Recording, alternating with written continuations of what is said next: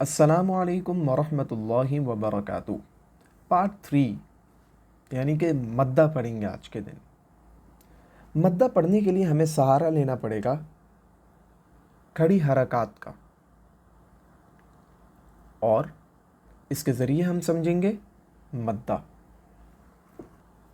खड़ी हरकत और मद्दा दोनों पढ़ने में एक जैसे ही हैं, दोनों को खींचते हैं।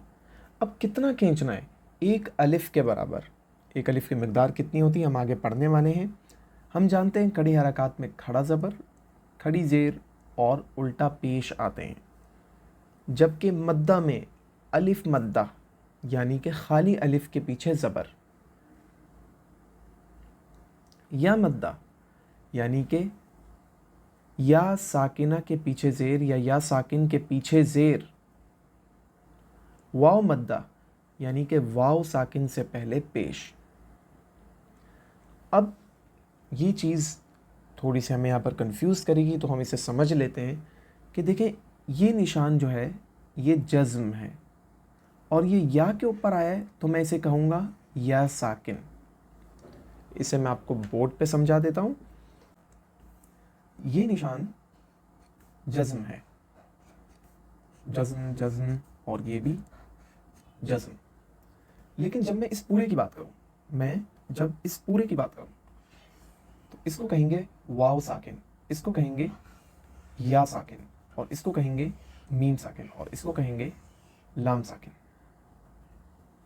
अब अगर आपको याद हो तो मैंने क्या कहा था, या मद्दा का मतलब है या साकिन से पहले ज़ेर। तो जब भी या साकिन से पहले ज़ेर आएगी तो इसका मतलब क्या हो रहा है, वहाँ पर या मद्दा होगा। मद्दा का मतलब है खींचना, यानी कि उस या को खींचेंगे, या मद्दा होगी। और बिल्कुल इसी तरह मैंने कहा था वाव मद्दा कहाँ होगी?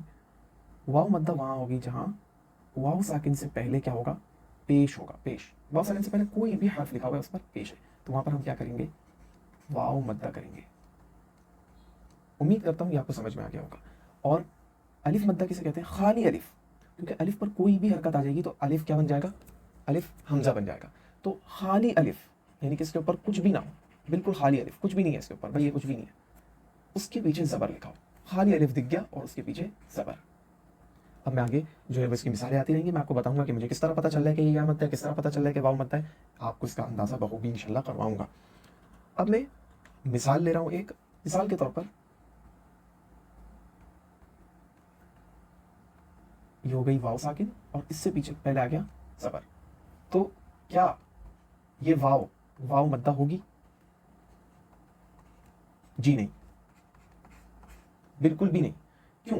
क्योंकि वाव साकिन से पहले है ज़बर, और वाव साकिन से पहले जब भी पेश आती है तो वाव मद्दा होता है। यहाँ पर वाव साकिन से पहले पेश नहीं है, ज़बर है, लिहाजा ये वाव मद्दा नहीं है। बिल्कुल इसी तरह एक मिसाल है बई। अब इसमें आप देख सकते हैं कि या साकिना तो मौजूद है, लेकिन उससे पहले ज़बर है, लिहाजा ये या मद्दा नहीं होगी, या मद्दा नहीं होगी। तो मैंने दो मिसालों से अलग अलग, मैंने मतलब इसकी अपोजिट मिसालें भी आपको दे दी कि कौन सी मिसालें ऐसी हैं जहाँ नहीं भी वाव या मद्दा नहीं होगी, तो ये आपको समझना है। बिल्कुल इसी तरह एक और मिसाल है ये। तो क्या ये अलिफ मद्दा होगा? नहीं। क्यों नहीं होगा? वजह भी होनी चाहिए। इसलिए नहीं होगा क्योंकि यहाँ पर खाली अलिफ है ही नहीं, ये तो हमजा है, ये तो हमजा है। क्यों हमजा है? क्योंकि अलिफ के ऊपर एक हरकत आ चुकी है ऊपर, और जब भी अलिफ के ऊपर कोई हरकत आ जाती है अलिफ हमजा बन जाता है। तो जब ये हमजा है तो हमने क्या कहा था, अलिफ मद्दा वो होता है जिसमें अलिफ हो और अलिफ के पीछे ज़बर हो। और अलिफ हम उसे कहते हैं जिसके ऊपर ऊपर नीचे कोई हरकत ना हो। अलिफ हम उसे कहते हैं जिसके ऊपर और नीचे कोई हरकत ना हो। अगर अलिफ के ऊपर नीचे कोई हरकत आ जाती है, जैसे मिसाल के तौर पर अलिफ के ऊपर यहाँ पर क्या आया हुआ है, सुकून जज्म आया हुआ है, तो ये जो है वो अलिफ मद्दा नहीं कहलाएगी। तो इन चीज़ों को हमें समझना है कि कहाँ पर अलिफ मद्दा है, या मद्दा है, वाव मद्दा है। अगर हमने इन्हें पहचान लिया तो पढ़ना कोई मुश्किल बात नहीं है, ये बिल्कुल वैसे पढ़े जाते हैं जैसे कड़ी हरकत पढ़ी जाती है। तो कड़ी हरकत को अगर हम पढ़ना सीख लें, जो कि हमने सीखा हुआ है, तो मद्दा हमारा बिल्कुल क्लियर हो जाएगा, मद्दा पढ़ना हमारे लिए आसान हो जाएगा। आइए आगे बढ़ते हैं।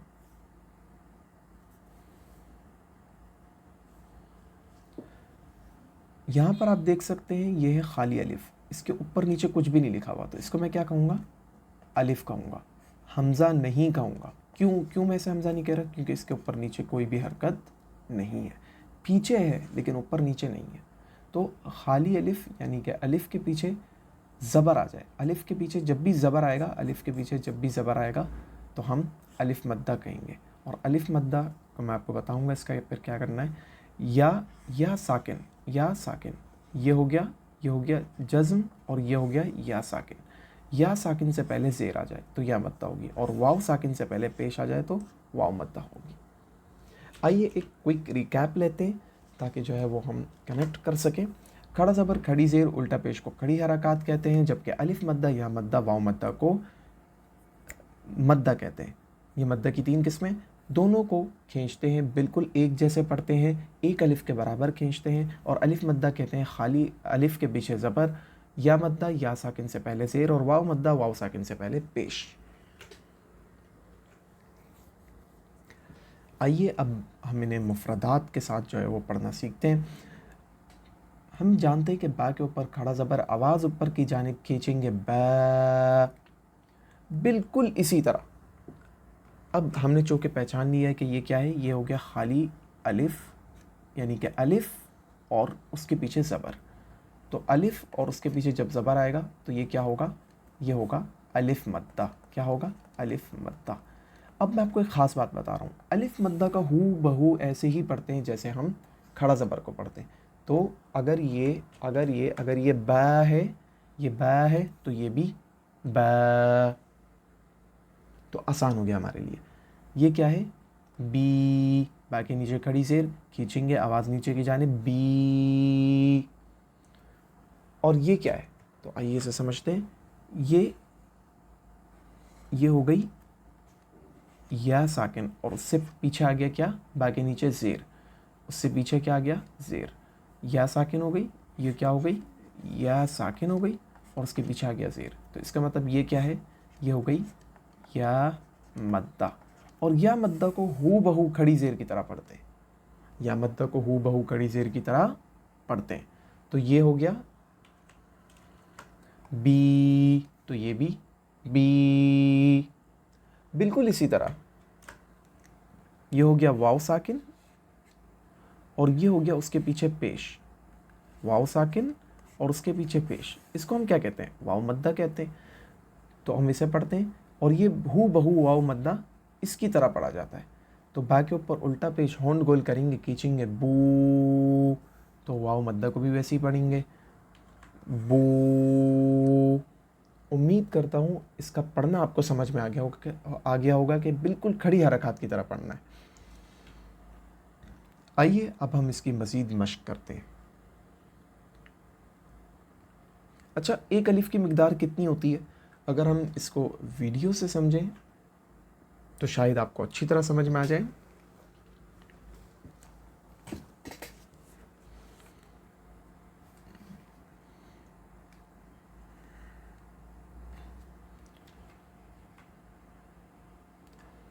अच्छा, एक अलिफ की मिकदार होती कितनी है, तो इसके लिए हम वीडियो को देखते हैं। हम दोनों पढ़ रहे हैं, ये भी और ये भी, यानी सबसे पहले हम अलिफ मद्दा और खड़ा ज़बर पढ़ रहे हैं, ब, सॉरी,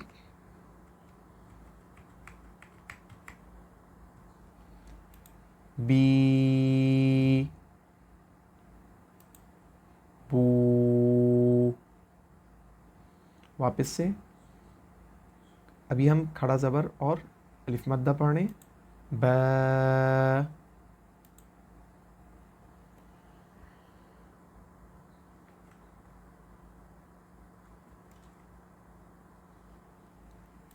ब,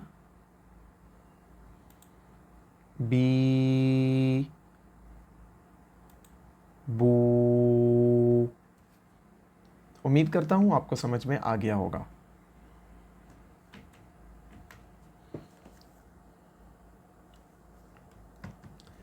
आइए अगली स्लाइड की तरफ बढ़ते हैं।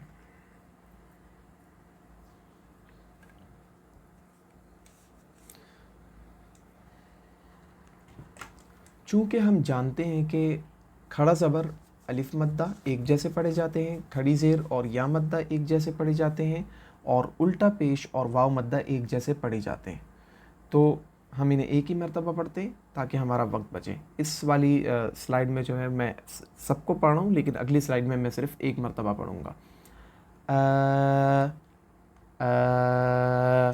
ई ऊ ऊ ض ض ضي ضي ضو ضو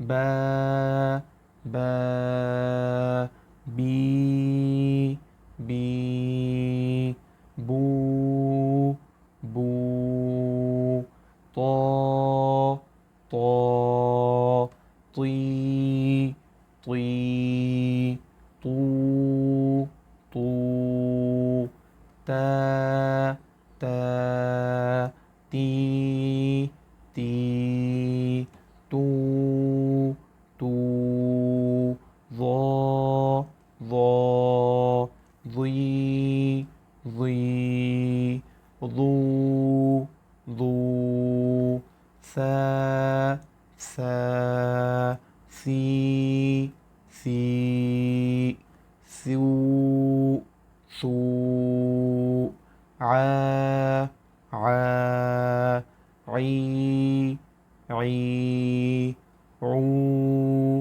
ዑ ጃ ጃ ጂ ጂ ጁ ጁ غ غ ጊ ጊ ጉ ጉ ሓ ሓ ሒ ሒ ሑ ሑ ፋ ፋ ፊ ፊ ፉ ፉ ኻ ኻ ኺ ኺ ኹ ኹ ቃ ቃ ቂ ቂ ቁ ቁ अब हमें ये बात पता चल गई, पिछली स्लाइड में मैंने पढ़ भी लिया सबको, तो आपको अंदाज़ा हो गया होगा कि वक्त मैं बर्बाद कर रहा हूँ अभी दोनों को पढ़ पढ़ के। तो अब दोनों में से एक को ही पढ़ते हैं और दोनों एक ही जैसे हैं। द दी दू का की कू द दी दू ला ली लू را री रू मा मी मू ज़ा ज़ी ज़ू ना नी नू सा सी सू वा वी वू शा शी शू हा ही हू सा सी सू या यी यू। उम्मीद करता हूँ मुफ़रदात यानी कि अलग अलग हरूफों के साथ आपको मद्दा पढ़ने आ गया होगा। अगली क्लास में हम मुरक्कबात के साथ इनकी मश्क करेंगे। शुक्रिया।